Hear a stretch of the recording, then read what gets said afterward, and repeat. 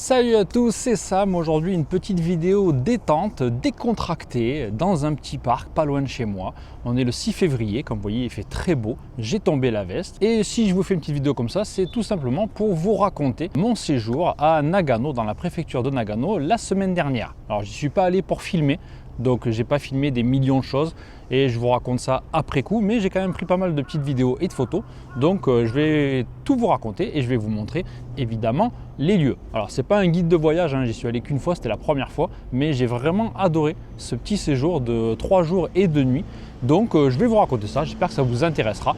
N'hésitez pas à mettre des commentaires si vous y êtes déjà allé, des conseils, et j'espère que ça vous donnera envie de visiter ce coin. Alors je suis parti de Yokohama et pour aller à Matsumoto d'abord, très célèbre pour son château, je vous montrerai après, il était vraiment magnifique.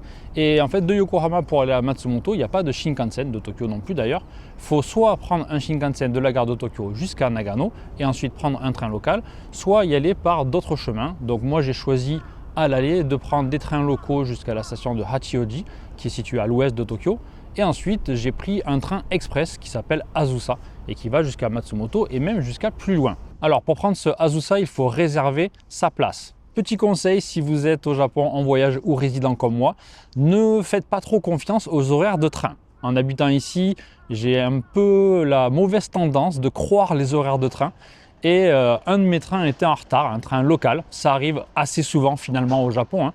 Les Shinkansen, c'est très rare, mais sur les trains locaux, il y a quand même souvent des retards. Et du coup, j'ai raté mon Azusa que j'avais réservé. Si ça vous arrive, si vous avez un train limité d'express, comme on dit, les trains un peu spéciaux avec une place réservée, avant le départ, vous pouvez changer assez facilement le train et la place aux machines, au guichet automatique. Donc c'est ce que j'ai fait. Donc je suis allé à la machine et j'ai réussi à changer ma place. Le prochain train était complet et celui d'après, heureusement, il y avait de la place. Donc je suis arrivé un peu plus tard que prévu à Matsumoto, mais j'en ai profité pour manger un petit peu dans le train. En arrivant à Matsumoto, vous avez un office du tourisme, ils sont adorables. Il y a des casiers vraiment super stylés avec des dessins du château. Faites un tour à l'office du tourisme si vous ne savez pas trop quoi faire. Mais évidemment, l'attraction principale de Matsumoto, c'est son château. Donc le château a plus de 400 ans, il me semble, et c'est un des rares châteaux du Japon à être d'origine. C'est-à-dire que la plupart des châteaux japonais ont été détruits et reconstruits. Mais si je ne dis pas de bêtises, il en reste à peu près 12 qui sont d'origine, dont celui de Matsumoto. Donc à l'intérieur, pas d'ascenseur, pas d'escalier moderne. Vous avez des petits escaliers très raides. Donc on se rend bien compte de ce que devaient faire les soldats à l'époque pour monter. Donc pour les personnes âgées ou pour les enfants très jeunes, faites vraiment attention, c'est vraiment abrupt. Alors on peut se tenir, mais voilà, faites quand même gaffe. À l'intérieur du château, quand vous montez au fur et à mesure, vous avez évidemment des anciennes armes à feu, vous avez des armures de samouraï, vous avez des dessins qui représentent des batailles célèbres. Donc c'est vraiment très agréable de s'y promener et de regarder ça tout en montant. De la gare de Matsumoto jusqu'au château, il faut compter 10-15 minutes à pied. En chemin, il y a le musée de la ville de Matsumoto qui est assez sympa. Et puis une petite cafette, on peut acheter des souvenirs. Donc on y est allé en fin d'après-midi et on a marché jusqu'au jardin qui a autour du château. Il y avait un petit peu de neige, il avait neigé 2-3 jours avant. Donc le château est vraiment superbe, il y a une douve devant. Et on peut donc le visiter, il faut enlever ses chaussures, donc prévoyez ça aussi. Et on peut monter jusqu'au dernier étage et on a une vue vraiment superbe sur la ville et sur les Alpes japonaises au loin. Alors le soir, il y avait aussi un spectacle de son et lumière, projection mapping comme on dit ici, gratuit, qui a lieu tous les jours entre décembre et février. Donc je vais mettre les dates exactes, j'ai fait une vidéo déjà pour vous montrer ça. Et donc c'est gratuit, c'est devant le château, donc dans le parc, et ça commence à 18 h. Donc nous y sommes allés à 18 h pour la première séance, on va dire, puisque ça dure 9 minutes. Ensuite, il y a 3 minutes de pause et ça recommence 9 minutes, etc. Donc c'était vraiment magnifique. Entre la musique, la lumière, tout était vraiment extra. Donc voilà, Matsumoto, son château, un gros coup de cœur. Alors un peu plus loin que le château, j'ai aussi visité une ancienne école, l'ancienne école Kaiichi, qui date de l'époque Meiji et qui était très connue pour son style, qui mélangeait un peu le style occidental et le style japonais. Et il y a l'empereur Meiji à l'époque qui avait fait un tour de toutes les écoles du Japon, enfin de pas mal d'écoles du Japon, et qui était passé, donc il y a une pièce dédiée. Donc c'est assez intéressant, c'est très grand. Et on peut se promener, donc voir les anciennes salles de classe, voir les anciens manuels scolaires. Donc c'est vraiment sympa. Si vous êtes à Matsumoto, en plus du château, ça peut être une bonne chose à faire. Voilà, après le château, on a dîné dans un izakaya qui avait entre le château et la gare. On a mangé du sanzokuyaki, c'est une espèce de poulet frit, une grande tranche de poulet frit, c'était très bon. Et on a mangé aussi oden, donc c'est un plat typique de l'hiver au Japon, c'est pas spécial de Matsumoto. Et aussi du cheval cru, donc il y a du basashi. Donc ça, on en trouve un petit peu partout et voilà, c'était aussi une des spécialités du coin, il me semble. C'était très sympa. Ensuite, on a pris un petit train, donc un train local. Donc là, pas besoin de réserver et on allait jusqu'à Nagano, donc ça prenait 50 minutes. Et on a dormi dans un hôtel, pas très loin de la gare de Nagano. Alors c'était à 10 minutes, 15 minutes à pied, mais comme il faisait quand même bien froid à Nagano, le soir, il devait faire 0, moins 2. Donc pour moi qui suis à Yokohama, c'est quand même assez frais. On a pris un taxi et comme on était plusieurs, ça nous revenait beaucoup moins cher.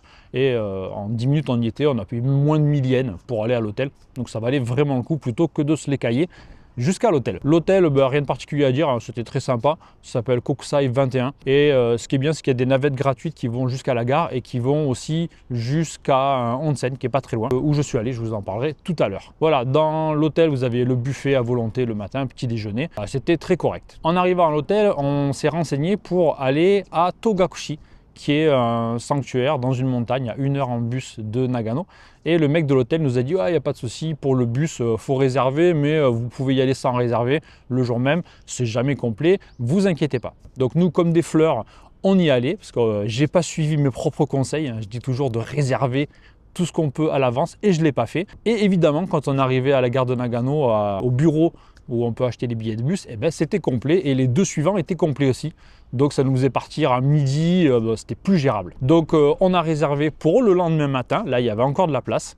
Donc si vous voulez aller à Togakushi, si vous voulez aller voir les singes dans les onsen, donc c'est très populaire, il y a beaucoup de monde qui va là-bas. En bus au départ de Nagano, réservé absolument. Vous risquez d'avoir de mauvaises surprises sinon. On n'a pas pu y aller le premier jour, donc ce qu'on a fait, c'est qu'on s'est rabattu sur Obuse. On a demandé des informations à l'office du tourisme et j'avais déjà vu une vidéo sur internet, sur YouTube, d'un couple d'Américains qui avait visité Obuse. Et c'est à 40 minutes, on va dire, de Nagano en train local, donc c'est pas très loin. Et c'est un petit village, un petit peu la campagne de Nagano, comme nous a dit la dame de l'office du tourisme. Et c'était vraiment superbe, une très très bonne surprise, peut-être la chose que j'ai le plus appréciée pendant ce séjour. Alors à Obuse, vous avez un temple situé à 30 minutes à pied de la gare. Donc on n'y est pas allé à pied, on a pris un taxi parce qu'on était vraiment limite niveau temps. Et ça valait le coup parce que ça coûtait moins de 1000 yens. Et donc il y a un temple où Hokusai, le célèbre peintre, a dessiné a peint un phénix sur le plafond, donc on peut le voir, c'était très sympa.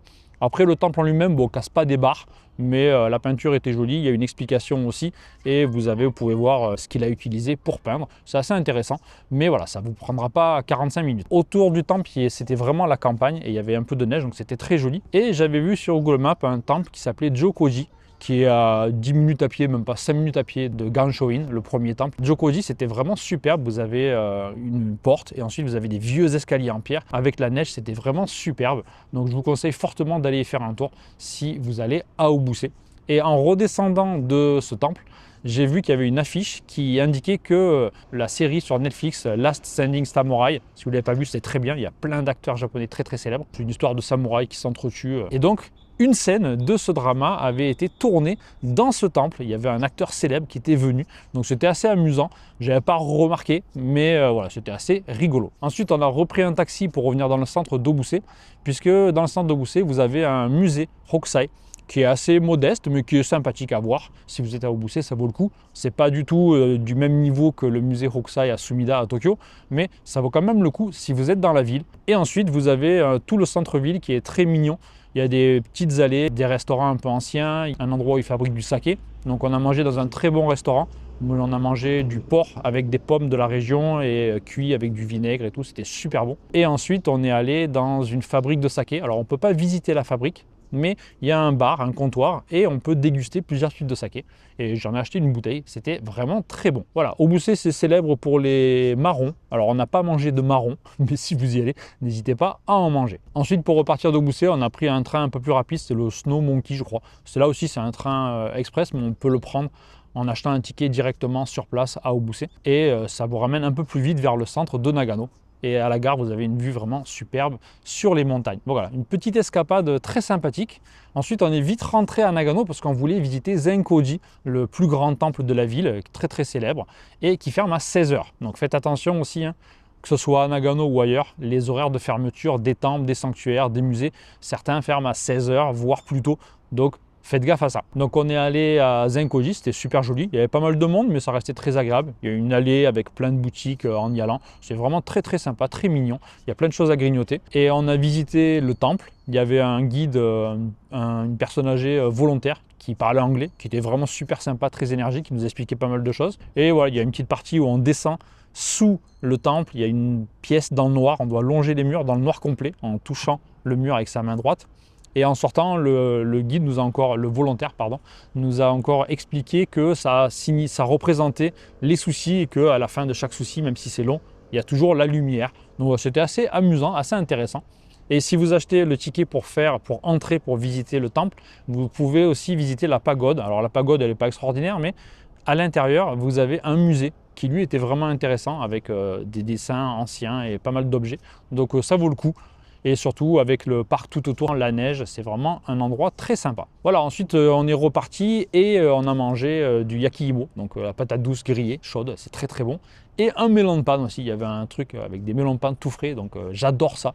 Je vous conseille, c'était vraiment super bon. Ensuite, on a marché jusqu'à un onsen. Il y a des sources chaudes et il y a un endroit pour se reposer. Il y a une cafétéria, on peut lire des mangas, on peut y passer toute la journée. Donc nous, on y allait samedi après-midi, donc il y avait pas mal de monde. Mais ça restait très agréable. Et avec le bain extérieur notamment, on voyait un peu une falaise avec la neige, les arbres.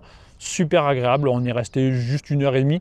Mais il y a des personnes qui restent la journée, on les voyait dormir dans la salle pour se reposer, manger des glaces et puis retourner dans le bain. Donc ça vaut vraiment le coup. Alors attention, si vous allez dans ce onsen, je vous mettrai le nom, hein, mais prévoyez 2 pièces de 100 yens. Il en faut une pour mettre ses chaussures dans un casier et il en faut encore une pour mettre ses vêtements dans la salle avant de rentrer dans les bains. C'est très rare, en général c'est gratuit, mais là c'était 100 yens. Alors la pièce de 100 yens revient, mais il faut quand même avoir sa pièce de 100 yens. Alors moi j'en avais pas, alors j'ai mis ça au-dessus, j'ai pas fermé, évidemment il m'est rien arrivé. Mais voilà, prévoyez quand même. Et d'une manière générale, à Nagano, à Obuse, à Matsumoto, il y a quand même beaucoup d'endroits qui prennent pas la carte ou les paiements sans contact. Donc prévoyez du liquide. Je dis toujours qu'au Japon, il n'y a pas besoin. Et effectivement, à Yokohama, Tokyo, Kyoto, dans les plus grandes villes, il n'y a aucun souci. Mais là, c'est vrai qu'à Nagano, on s'est retrouvé à devoir payer quand même pas mal de choses en liquide. Pas tout, évidemment. Et il y avait d'autres options. Mais voilà, prévoyez un petit peu de liquide quand même. Voilà pour le deuxième jour. Et ensuite, le troisième jour, on a enfin pris notre bus direction Togakushi. Alors Togakushi, c'est indiqué, il y a plusieurs sanctuaires et il y en a un qui est au fond, tout en haut de la montagne, avec une allée de pins très très célèbre, mais c'est fermé en plein hiver parce qu'il y a trop de neige et que c'est dangereux. Mais il y a d'autres endroits où on peut aller. Alors ils expliquent bien que Togakushi c'est à la montagne, c'est en altitude, donc il faut bien se couvrir, il ne faut pas y aller en short et en tongs. Donc vous pouvez acheter des chaufferettes, il y a des petites chaufferettes qu'on peut coller sur les vêtements, mettre dans les poches, même mettre dans les chaussures. Donc nous on avait mis plein de chaufferettes. Mais finalement, il ne faisait pas si froid que ça. C'était un peu en altitude. Et si dans la ville de Nagano, il y avait très peu de neige, quand on est monté, au fur et à mesure, il y avait de plus en plus de neige. Donc quand on est arrivé, il y avait quand même 50-60 cm de neige sur les côtés de la route. La route était blanche, mais on pouvait marcher quand même tranquillement. Et donc c'était très sympa. D'abord, on est allé à l'office du tourisme, qui est devant l'arrêt de bus. Nous, on est allé à Tsusha, donc c'est le sanctuaire central, on va dire. Mais le bus va un peu plus haut dans la montagne, mais après on peut descendre à Tsusha et marcher, ça se fait, c'est pas très très loin. Donc selon la saison, ça peut être vraiment très agréable d'y aller au printemps, à l'automne, ça va être vraiment magnifique. Nous en plein hiver avec la neige, on a demandé qu'est-ce qu'on pouvait faire, parce qu'on avait 3 heures, il fallait réserver aussi le bus du retour, et on a réservé un bus, c'était 2h30, 3 heures plus tard, donc on n'avait pas tant de temps que ça. Donc ils nous ont dit, il y a un petit étang qui est pas très loin, mais peut-être que le chemin sera recouvert par la neige, donc allez voir. Donc on y est allé. La première fois, on n'a pas vu le chemin, tellement c'était recouvert par la neige. Donc on est revenu sur nos pas et on a vu la petite flèche qui nous disait « Ouais, c'est là, 200 mètres ». Et il y avait 60 cm de neige, mais il y avait quelqu'un qui avait marché. Donc on a marché dans ses pas. Alors, on s'est bien enfoncé quand même dans la neige. On avait des chaussures heureusement imperméables, on avait prévu ce qu'il fallait. Mais voilà, c'était jusqu'aux 200 mètres et puis le gars s'était arrêté en cours de route. Donc on a continué les 30-40 derniers mètres par nous-mêmes en faisant des marques, en faisant des traces pour pas tomber. On s'enfonçait des fois, mais on a fait attention, on était plusieurs, donc voilà, ça a été. Et c'était très très sympa, vous allez voir sûrement sur les images que je mettrai dans la vidéo. Ensuite, on est revenu devant le sanctuaire principal qu'on a visité, qui était vraiment très très joli. Il y avait des escaliers recouverts de glace, donc faites attention, mais c'était très sympa. Et ensuite, on a mangé des soba. Donc il y avait seulement quelques restaurants qui étaient ouverts, 4 ou 5, et tout le monde faisait la queue devant le premier restaurant qui est le plus proche du sanctuaire. Il y avait peut-être, je sais pas, 15 personnes qui faisaient la queue. Et nous, on est descendu 20 mètres plus bas et il y avait un restaurant avec pain chat. Donc on a pu rentrer et manger des soba, c'est la spécialité de Togakushi. Voilà, et puis après, on a pris le bus, on est rentré à la gare de Nagano, on a fait quelques emplettes de souvenirs et on a pris le Shinkansen. Donc de Nagano à Tokyo, le Shinkansen, c'est 1h20, donc c'est vraiment super rapide. Et ensuite de Tokyo à Yokohama, c'est moins d'une heure, c'est 40 minutes, ça dépend où vous allez.